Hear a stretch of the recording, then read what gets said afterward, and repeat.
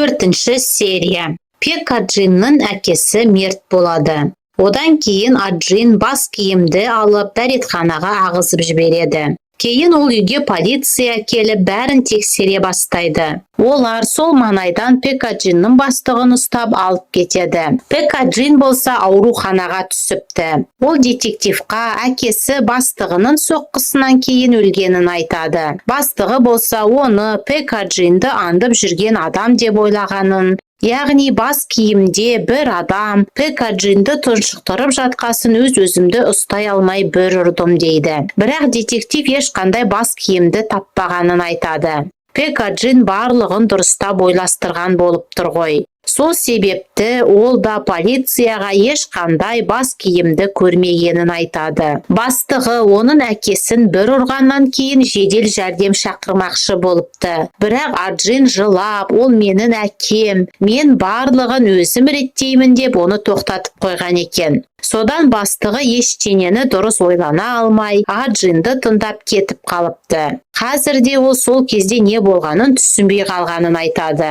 Пека Джин, солай тағы да біреудің өмірін құртып жіберейін деп тұр. Ол детективтің істі Пека Джиннің өзі әкесінің өлімін қалап, бастығын қолданған деп жаба салайық дегенін естіп қалып, аудиоға жазып алады. Тіпті детективтің біреуден ақша алып жатқанында түсіріп үлгереді. Детектив болса Аджиннің үйіне келіп бас киімнің бір жібін тауып алады. Солай Пека Джин ауруханадан шығып бара жатқанда оны полиция алып кетеді. Оны бөлімшеде алдында оған актриса болуға ұсынған әйелдің көмекшісі көріп қалады. Детектив Пека Джинға оның жазған хабарламаларын, бас киімнің жібін көрсетіп, оны сұрақтың астына алады. Кейін әлгі менеджер келіп Пека Джинға көмектесе алатындарын айтады.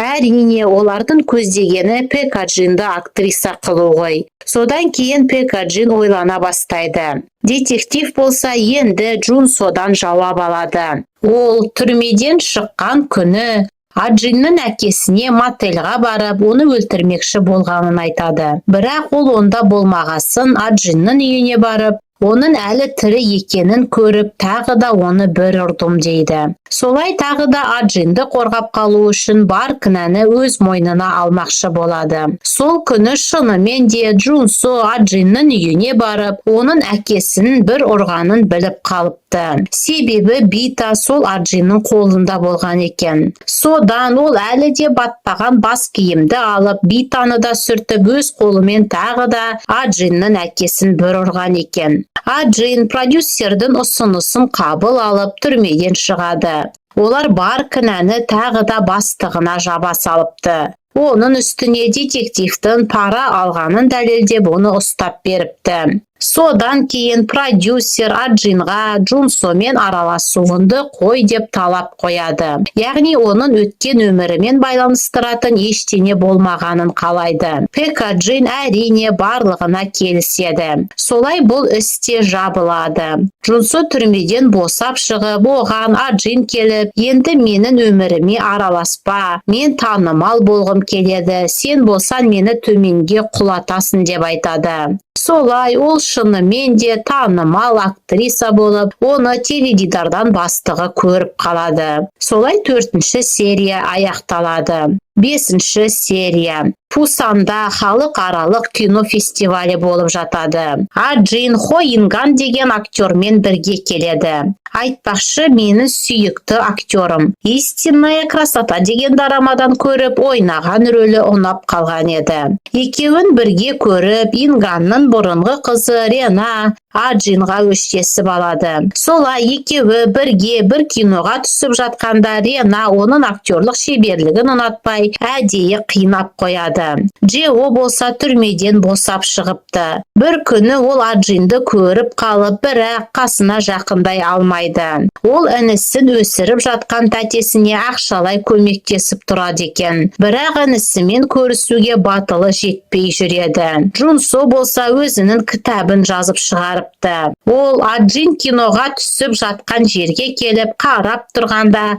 анасы келіп оны алып кетеді. Сол кезде Рена оларды бірдене байланыстыратынын түсініп қалады. Джунсо анасын Аджинға жасаған әрекеттері үшін әлі де кешірмепті. Содан анасы ашуланып, Аджиннің продюсеріне келіп оны жамандай бастайды. Бірақ продюсері оған мән бермейді. Рена болса Джунсомен бірге бір видеоға түседі. Ол бір жоспар ұйымдастырып, оған үйіне апарып тастауын өтінеді де, жолда офисқа соғады. Онда ол Аджиннің продюсердің кабинетін ақтарып жүргенін көріп қалады. Аджин Рена жайлы мәліметтерді іздеп жүр екен. Солай екеуі сөйлесіп тұрғанда Рена оны Джунсоның көзінше әдейі шапалақпен бір ұрады. Джунсо болса ештеңе істей алмай Ренаны алып кетеді. Аджин Ренадан жеңілейін деп тұрма. Олардың жұмыс істеп жатқан агенттіктерінің мерейтойы болып жатқанда ол алдындағы Ренаның шапалақпен бір ұрған видеосын барлығының көзінше көрсетіп қояды. Бірақ продюсер оны әдейі ұйымдастырылған видео деп жаба салады. Сол жерде әлгі детектив та жүр екен. Ол Аджиннан әлі де болса өшін алатынын айтады. Екеуінің сөйлесіп тұрғандарын Рена да Джунсо да көреді. Содан Джунсо Ренаның ол адам жайлы білгісі келетінін естіп қалады. Сосын ол үйіне келгенде оны Аджин күтіп отыр екен. Ол Джунсоға тағы да манипуляция жасап, Инганмен жұп болуына көмектесуін сұрайды. Солай 5-ші серия аяқталады. 6-шы серия. Аджин мен Инган ғашықтар болып киноға түседі. Одан кейін Инган оған сен танымал болғың келсе, біреуді пайдаланбағанын дұрыс деп оның алдындағы Ренаның видеосын жариялағанын меңзейді.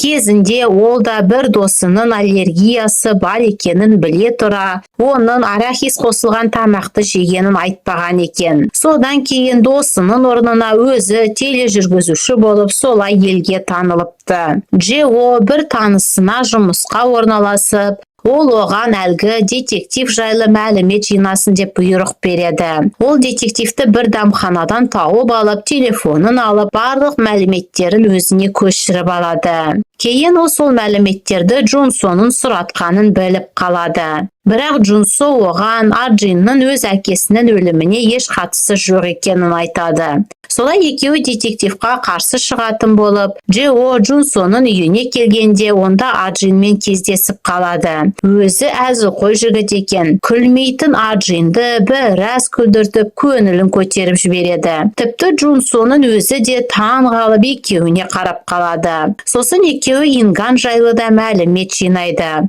Олар оның кезінде досына жасаған қастандығын әлі де ұмыта алмай, депрессияда жүргенін, әке-шешесінен ерте айырылғанын, қазір әжесі ғана бар екенін біледі. Ол мәліметтерді Аджин да біліп алып, соның әжесі тұратын үйден менеджеріне үй жалдап беріп өтірік бәліш таратып жүреді. Сөйтіп әжесімен танысып, сол үйде тамақтанып отырғанда Инган да келеді. Ол Аджинді көріп, ашуланып, оны алып кетеді де не үшін онда барғанын сұрайды. Аджин болса оны уайымдайтынын айтып, өтірік жаны ашығандай болып көрінеді. Сонымен енді Инганға да манипуляция жасап бастап кетеді. Бұның да түбіне жетейін деп тұрау. Кейін ол Джунсоға шынымен де Инганды тағы да жоғары көтерілу үшін пайдаланғысы келетінін айтады. Яғни онымен бір жылдай қыз бен жігіт болып жүру ойында бар екен. Инган досымен кездесіп, оның кезінде арахис қосылған тамақты әдейі жегенін біледі. Яғни досы оған Инганды кінәламайды екен. Инган болса осы уақытқа дейін оның үндемей жүргеніне ашуланып кетеді. Сөйтсе оның досына барлығын мойында деп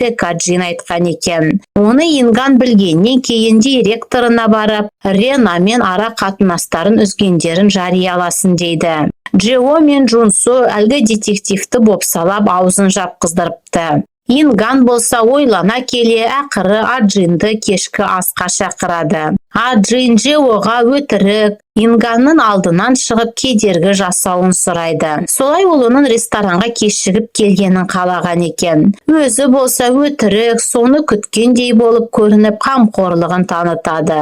Инган әрине оған сеніп, қалай басы кетіп қалғанын өзі түсінбей қалады. Джунсо болса қызғаныштан ішіп алып біреулермен төбелесіп қалады. Солай 6-шы серия аяқталады. Келесі серияларына да шолуды жіберіп алмас үшін каналымызға тіркеліп кетіңіздер.